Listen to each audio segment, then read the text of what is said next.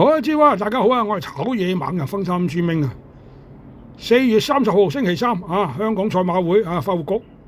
咁有9場夜馬啊。炒野猛人依場就係以場4班1650，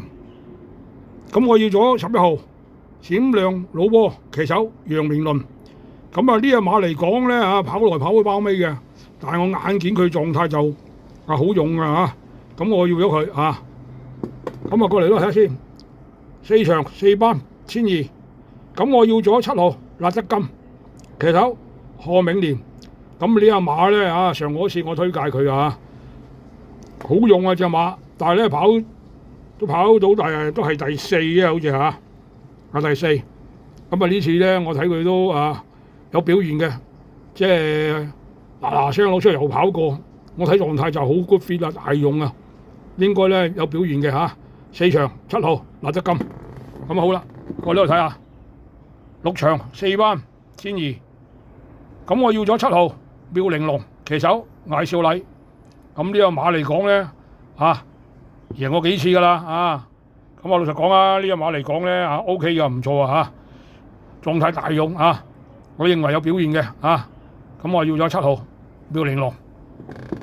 咁啊過嚟呢度睇下7場3班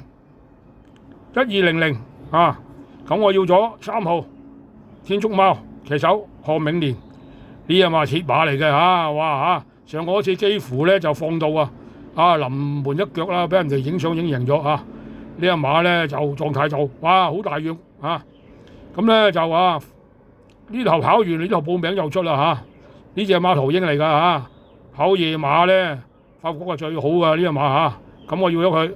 我睇佢都係林莊啊或者3甲㗎咁一定有㗎啦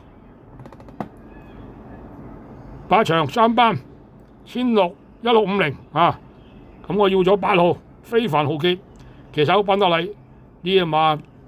大熟大勇呢隻馬今季咁好 fit， 咁我要咗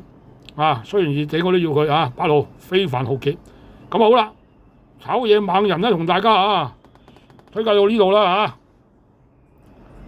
呢場，拜拜。